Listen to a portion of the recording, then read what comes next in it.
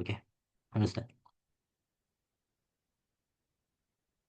Thank you, ladies and gentlemen, advocates, for the time to deliver my response to the issues that brought out in this forum. And well, I believe that to declare such a statement that it is not the functions of law to intervene the private lives of its citizens, further than is necessary for such a purpose as the preservation of public order and decency, the preservation of public order and decency, is rather to be considered ambiguous, or an attempt to redefine the word decency as a relatively measured conduct. Relatively measured conduct. I recognize that this issue has been brought by the Wolfden's Committee, like not long before our time, like in 1957, I believe. Yeah. But we need to understand that in 1957, the debates has not come into conclusions. Yeah. But Lord Denning and Lord Devlin, yeah, both are judges, UK judges, and one of them are chief judge. They both have the same perspectives regarding such a matter. They both strongly disagree with the Wolfden's Committee. We are going to discuss the matter of justice, theoretically.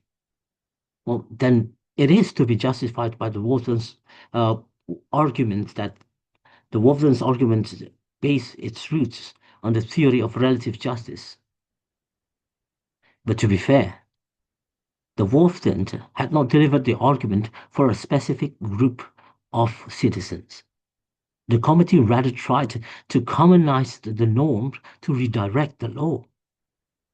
And first of all, relativity is not an acceptable matter to be infused in law, even though that it is acceptable to be discussed in a matter of justice.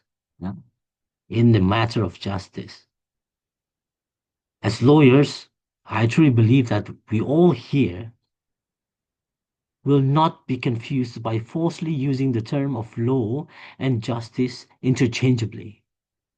It is two different things. Because one of our colleagues here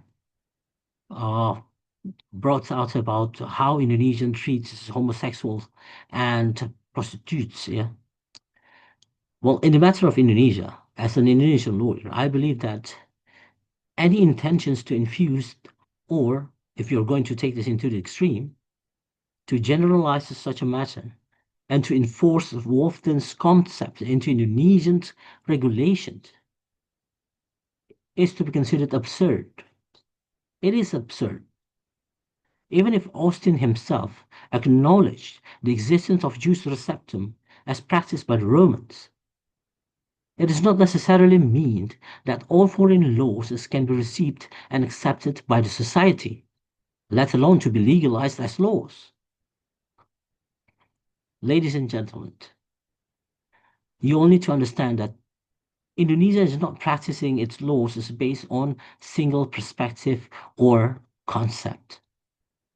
We have the national, we have Islamic, we have adat law, and some of the experts told me that we also are practicing or implementing the canon law from the Catholics.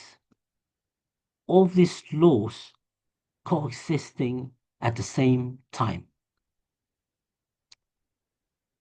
Through Law Number 1 of 2023 on the criminal law, Indonesia has clearly showcased its commitment to reform its long-practiced criminal law inherited from the Netherlands.